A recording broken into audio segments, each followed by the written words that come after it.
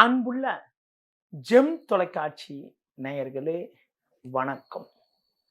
இன்று 2/6/2024 வைகாசி மாதம் 20ஆம் தேதி ஞாயிற்றுக்கிழமை. ஏகாதசி திதி பின்னிரவு 2:41 வரை, பின்பு தேய்பிறை துவாதசி திதி. ரேவதி நட்சத்திரம் பின்னிரவு 1:40 வரை, பின்பு அஸ்வினி நட்சத்திரம். அமிர்த யோகம் பின்னிரவு 1:40 வரை, பின்பு சித்த யோகம். இன்று ஏகாதசி. பெருமாள் வழிபாடு மிக மிக நல்லது. சுப முகூர்த்த நாள். ராகு காலம் மாலை 4:30 முதல் 6 மணி வரை. யமகண்டம் பகல் 12 மணி முதல் 1:30 வரை. சுப ஓரைகள் காலை 7 மணி முதல் 9 மணி வரை. பகல் 11 மணி முதல் 12 மணி வரை. மதியம் 2 மணி முதல் 4 மணி வரை. மாலை 6 மணி முதல் 7 மணி வரை. இரவு 9 மணி முதல் 11 மணி வரை. இனி இன்றைய கிரக நிலை. மேஷ ராசியில் செவ்வாய், ரிஷப ராசியில் சூரியன், சுக்கிரன், குரு, புதன், கன்னி ராசியில் கேது, கும்ப ராசியில் சனி, மீன ராசியில் சந்திரன், ராகு. இனி இன்றைய ராசி பலன். மேஷ ராசி நேயர்களே, உங்கள் ராசிக்கு அதிபதியான செவ்வாய் ஜென்ம ராசியில் சஞ்சரிப்பதால் உணர்ச்சி வசப்படாமல் பொறுமையோடு செயல்பட வேண்டும். ஒரு சில நேரங்களில் உடனிருப்பவர்களிடம் வீண் வாக்குவாதங்கள் செய்யக்கூடிய ஒரு சூழ்நிலை உண்டாகும் என்பதால் பேச்சில் பொறுமையோடு நிதானத்தோடு இருப்பது, பிறர் விஷயத்தில் தலையிடாமல் இருப்பது நல்லது. உங்கள் ராசிக்கு தனஸ்தானமான 2ஆம் வீட்டில் குரு, சுக்கிரன், புதன் போன்ற கிரகங்கள் சஞ்சரிப்பதால் உங்களுக்கு பொருளாதார ரீதியாக ஒரு அனுகூலமான நாளாக இன்றைய நாள் இருக்கும். நல்ல வாய்ப்புகள் உங்களுக்கு கிடைக்கும். நண்பர்கள் மூலமாக ஒரு வளமான பலன்களை பெறக்கூடிய ஒரு வாய்ப்புகள் உண்டு. தொழில் வியாபாரத்தில் நல்ல ஒரு முன்னேற்றத்தை நீங்கள் பெறக்கூடிய ஒரு நிலையானது இன்றைய நாளில் இருக்கிறது. வேலையாட்கள் ஒத்துழைப்பு மிக மிக சிறப்பாக இருக்கும். கொடுக்கல் வாங்கல் விஷயத்தில் மட்டும் சற்று கவனத்தோடு நிதானத்தோடு இருப்பது நல்லது. ஒரு சிலருக்கு தேவையில்லாத பயணங்கள் ஏற்படலாம். பொதுவாக உடல் நலத்தில் கவனம் செலுத்துவது, எதிலும் சற்று பொறுமையோடு இருப்பது நல்லது. மேலும் வளமான பலன்களை நீங்கள் அடைவதற்கு துர்க்கை அம்மனுக்கு தீபம் ஏற்றுவது மிகவும் சிறப்பான பலனை உங்களுக்கு தரும். ரிஷப ராசி நேயர்களே, ஜென்ம ராசியில் சுக்கிரன், புதன், குரு போன்ற கிரகங்கள் சஞ்சரிப்பது ஒரு நல்ல அமைப்பாகும். அது மட்டுமில்லாமல் தினக்கோள் என வர்ணிக்கப்படக்கூடிய சந்திரனவர் லாபஸ்தானத்தில் சஞ்சரிப்பதால் இக்கட்டான நேரத்தில் எதிர்பாராத பண வரவுகள் கிடைத்து உங்களின் தேவைகள் பூர்த்தி ஆகும். பிறருக்கு தந்த வாக்குறுதிகளை எளிதில் நிறைவேற்றக்கூடிய ஒரு பலம் உண்டாகும். நல்ல வாய்ப்புகள் உங்களுக்கு கிடைக்கும். நண்பர்கள் மூலமாக ஒரு சில வளமான பலன்களை பெறக்கூடிய ஒரு வாய்ப்புகள் உங்களுக்கு உண்டு. தொழில் ரீதியாக பார்க்கின்ற பொழுது புதிய யுக்திகளை பயன்படுத்தி ஒரு நல்ல வளர்ச்சியினை நீங்கள் பெறக்கூடிய ஒரு வாய்ப்பு இன்றைய நாளில் இருக்கிறது. உங்களின் பேச்சு திறமையால் ஒரு நல்ல நிலையினை நீங்கள் அடைவீர்கள். ஒரு பெரிய இடத்து நட்பு உங்களுக்கு கிடைத்து அதன் மூலமாக மகிழ்ச்சி ஏற்படக்கூடிய ஒரு நாளாக இன்றைய நாள் இருக்கும். மேலும் வளமான பலன்களை இன்றைய நாளில் நீங்கள் பெறுவதற்கு முருகப்பெருமானை வழிபாடு செய்வது மிக மிக சிறப்பு. மிதுன ராசி நேயர்களே, உங்கள் ராசிக்கு தொழில் ஸ்தானமான 10ஆம் வீட்டில் சந்திரனும் லாபஸ்தானத்தில் செவ்வாயும் சஞ்சரிப்பதால் எதிலும் சாமர்த்தியமாக செயல்பட்டு அடைய வேண்டிய இலக்கை நீங்கள் அடையக்கூடிய ஒரு வாய்ப்புகள் உங்களுக்கு உண்டு. நல்ல வாய்ப்புகள் உங்களுக்கு கிடைக்கும். நண்பர்கள் மூலமாக ஒரு சில வளமான பலன்களை பெறுவீர்கள். தொழில் ரீதியாக பார்க்கின்ற பொழுது நீங்கள் எண்ணிய காரியத்தை குறித்த நேரத்தில் நிறைவேற்றி நல்ல பேர் எடுக்கக்கூடிய ஒரு வாய்ப்புகள் உண்டு.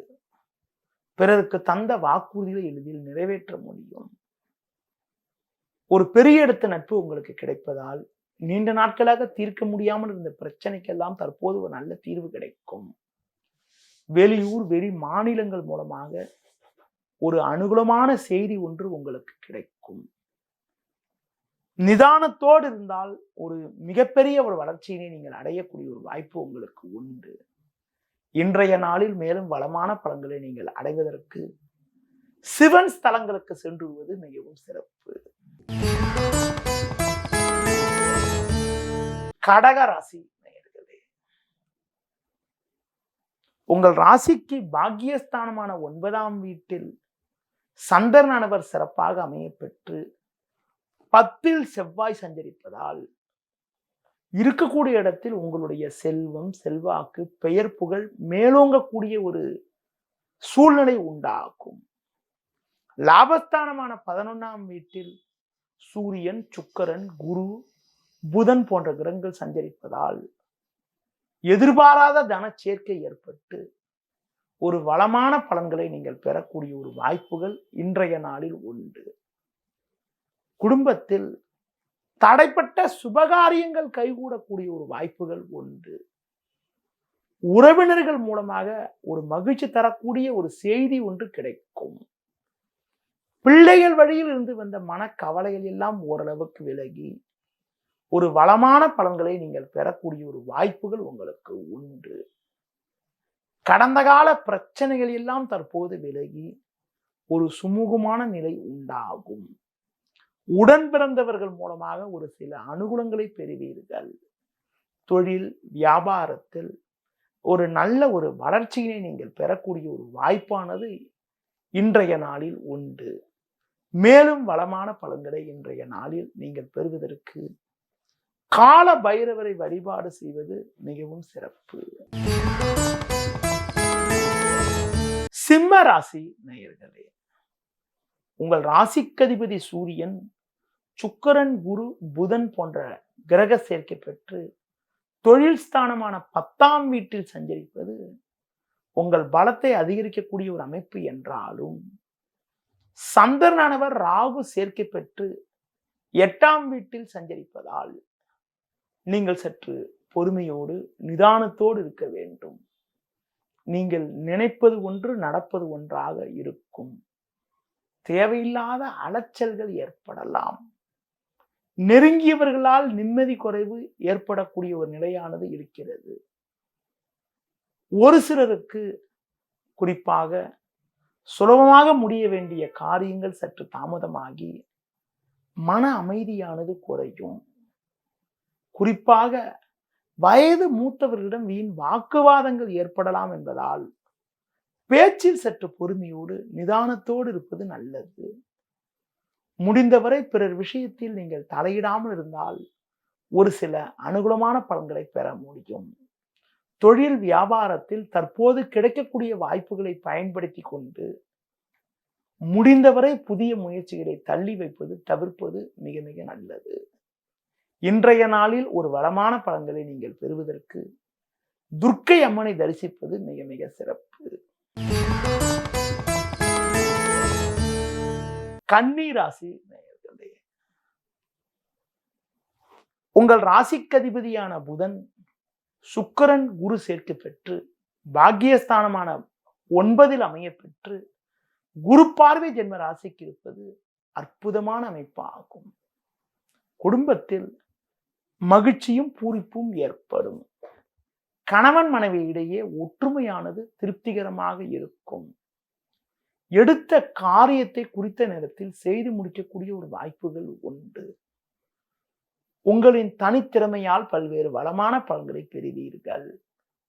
ஒரு சிலருக்கு குறிப்பாக புதிதாக திருமணம் ஆகியவர்களுக்கு மனதில் ஒரு ஏக்கமானது இருக்கும். குழந்தை பிறக்கவில்லை என்ற ஒரு ஏக்கம் இருக்கும்.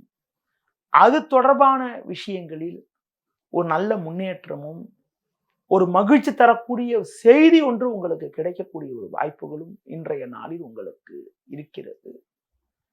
இன்றைய நாளில் தொழில் வியாபாரத்தில் ஒரு நல்ல லாபத்தை ஈட்டக்கூடிய ஒரு வாய்ப்புகள் உங்களுக்கு உண்டு. மேலும் வளமான பலன்களை நீங்கள் பெறுவதற்கு குறிப்பாக முருக வழிபாடு மேற்கொள்வது மிகவும் சிறப்பு. துலா ராசி நேயர்களே, தினக்கோள் என வர்ணிக்கப்படக்கூடிய சந்திரன் ராகுவுடன் 6ல் இருப்பதால் பல்வேறு வளமான பலன்களை நீங்கள் பெறக்கூடிய ஒரு வாய்ப்புகள் உண்டு. உங்கள் செயல்களுக்கு நல்ல ஆதரவு கிடைக்கும். கொடுத்த வாக்குறுதிகளை எளிதில் காப்பாற்றக்கூடிய ஒரு பலமும் வலிமையும் உங்களுக்கு உண்டு. நல்ல நட்புகள் உங்களை தேடி வரும். நண்பர்கள் மூலமாக ஒரு சில அனுகூலமான பலன்களை பெறக்கூடிய ஒரு வாய்ப்புகள் உண்டு. பண வரவில் ஒரு ஏற்ற இறக்கமான நிலை இருந்தாலும் எதையும் சமாளிக்கக்கூடிய ஒரு பலம் உங்களுக்கு ஏற்படும். தொழில் ரீதியாக பார்க்கின்ற பொழுது சின்ன சின்ன பிரச்சனைகள் இருந்தாலும் எதையும் சமாளித்து அடைய வேண்டிய இலக்கை அடைவீர்கள். தொழில் தொடர்பான விஷயங்களை வெளிநபர்களிடம் பேசாமல் இருப்பது மிக மிக நல்லது. குறிப்பாக ஆரோக்கியத்தில் அக்கறை எடுத்துக்கொள்வது, இரவு நேர பயணங்களை தள்ளி வைப்பது தவிர்ப்பது மிக மிக நல்லது. இன்றைய நாளில் ஒரு வளமான பலன்களை நீங்கள் பெறுவதற்கு மகாவிஷ்ணு வழிபாடு மேற்கொள்வது மிகவும் சிறப்பு. விருச்சிக ராசி நேயர்களே, உங்கள் ராசிக்கதிபதி செவ்வாய் 6ஆம் வீட்டில் அமைய பெற்று, குறிப்பாக உங்கள் ராசிக்கு 7ல் சுக்கிரன், குரு, புதன் போன்ற கிரகங்கள் அமைய பெற்று ஜென்ம ராசியை குரு பார்வை செய்வது அற்புதமான அமைப்பாகும். தினக்கோள் என வர்ணிக்கப்படக்கூடிய சந்திரன் உங்கள் ராசிக்கு 5ல் சஞ்சரிப்பதால் உங்களுக்கு பல்வேறு வளமான பலன்கள் கிடைக்கும். கடந்த சில நாட்களாக இருந்து வந்த அலைச்சல், டென்ஷன், பிரச்சனைகள் எல்லாம் தற்போது குறைந்து ஒரு முன்னேற்றமான பலனை அடையக்கூடிய ஒரு வாய்ப்புகள் உண்டு. உங்களுக்கு எதிர்ப்பு தெரிவித்தவர்கள் கூட தற்போது உங்களின் நல்ல பண்பை புரிந்து கொண்டு உங்களுடன் நட்புடன் பழகக்கூடிய ஒரு நிலையானது உண்டாகும்.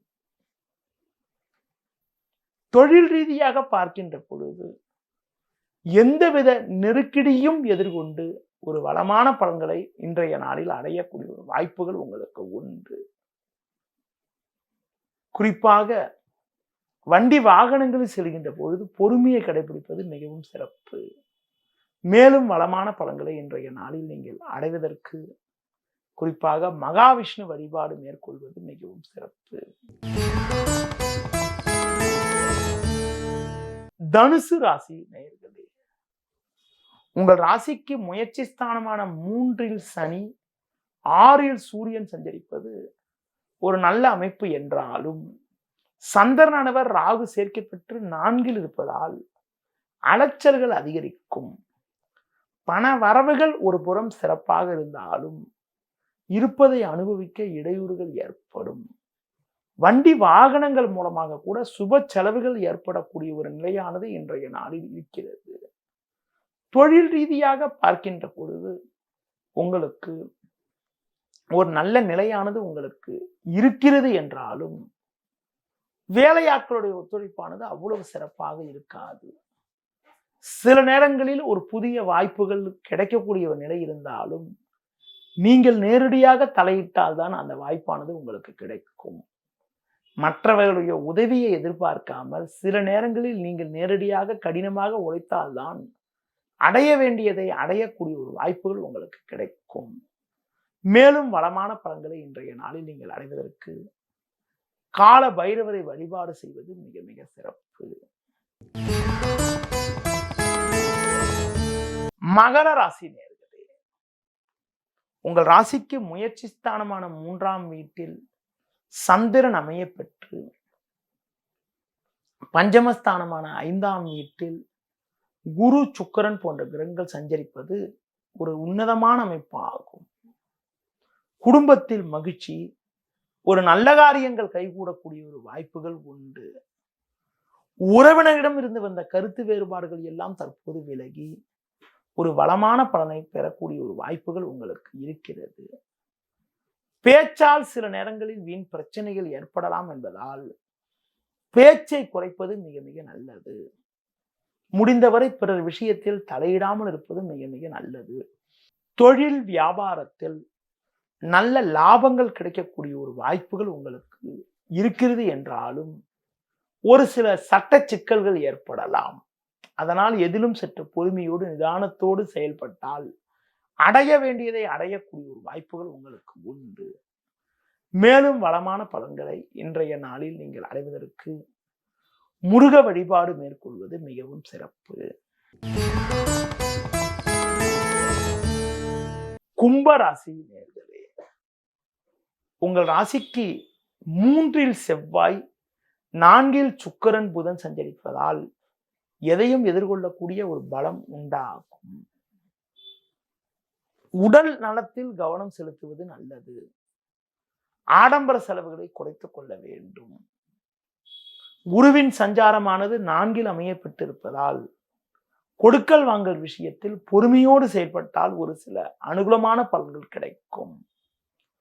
தொழில் ரீதியாக பார்க்கின்ற பொழுது தற்போது நீங்கள் சற்று பொறுமையோடு செயல்பட்டால் ஒரு மிகப்பெரிய ஒரு முன்னேற்றத்தை விரைவில் அடையக்கூடிய ஒரு வாய்ப்புகள் உண்டு. பொதுவாக எதிலும் சற்று நிதானத்தோடு இருப்பது, உறவினர்கள் விஷயத்தில் தலையிடாமல் இருப்பது மிக மிக நல்லது. மேலும் வளமான பலன்களை நீங்கள் அடைவதற்கு குறிப்பாக ஆன்மீக ஸ்தலங்களுக்கு சென்று வருவதும், குறிப்பாக மேலும் வளமான பலன்களை நீங்கள் அடைவதற்கு பெருமாள் வழிபாடு மேற்கொள்வது மிக மிக நல்லது.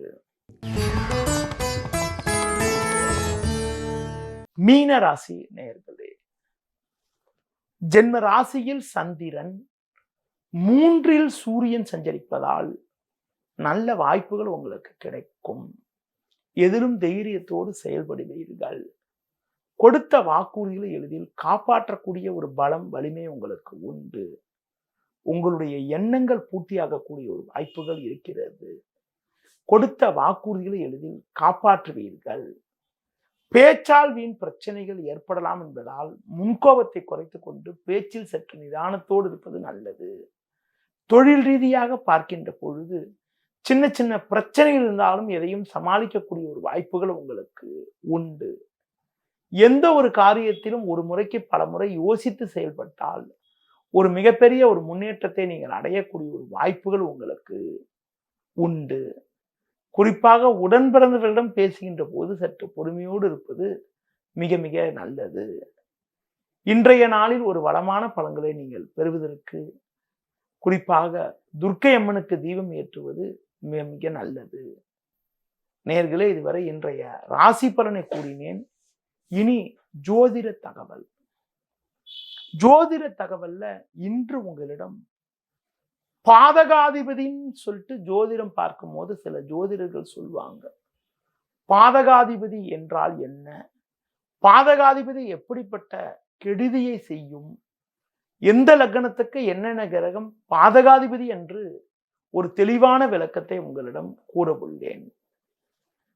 பாதகாதிபதி அதாவது ஒவ்வொரு லக்னத்துக்கும் ஒரு சில ஸ்தானங்கள் பாதகஸ்தானம் என்று சொல்வோம். அந்த பாதகஸ்தானத்துல இருக்கக்கூடிய கிரகங்கள், பாதகஸ்தானாதிபதியாக இருக்கக்கூடிய கிரகங்களுடைய திசாபுத்தி நடக்கின்ற பொழுது நம்ம கொஞ்சம் கவனமா இருந்தா ரொம்ப ரொம்ப நல்லது. குறிப்பாக ஒவ்வொரு லக்னத்திற்கும் சரலக்னம், ஸ்திரலக்னம், உபயலக்னம்னு பிரிச்சிருக்காங்க. சரலக்னத்திற்கு லக்னத்துக்கு 11ஆம் வீட்டில் இருக்கக்கூடிய கிரகமும் 11ஆம் அதிபதியும் உங்களுக்கு பாதகாதிபதி, பாதகாதிபதி தோஷத்தை உங்களுக்கு ஏற்படுத்தும். ஸ்திரலக்னம் சொல்லக்கூடிய சில லக்னத்திற்கு லக்னத்துக்கு 9ஆம் வீடு என்பது பாதகஸ்தானம்னு சொல்லிட்டு வச்சிருக்கோம். பொதுவா 9ஆம் வீடு என்பது தந்தை ஸ்தானம். முதல்ல தந்தைக்கு பாதிப்பை ஏற்படுத்துன்னு நினைக்காதீங்க. பொதுவா ஸ்திரலக்னத்துல பிறந்தவங்களுக்கு லக்னத்துக்கு 9ஆம் அதிபதி பாதகாதிபதி ஆகும். அந்த பாதகாதிபதி உங்களுக்கு பார்த்தீங்கன்னா எங்க இருக்கிறாரோ அதுக்கு ஏற்ற மாதிரி ஒரு பலனை தரும். அதனை பற்றி வருகின்ற பொழுது உங்களிடம் அதாவது வந்து ஒவ்வொரு லக்னத்துக்கும் ஒரு சில ஸ்தானாதிபதி பாதகாதிபதி.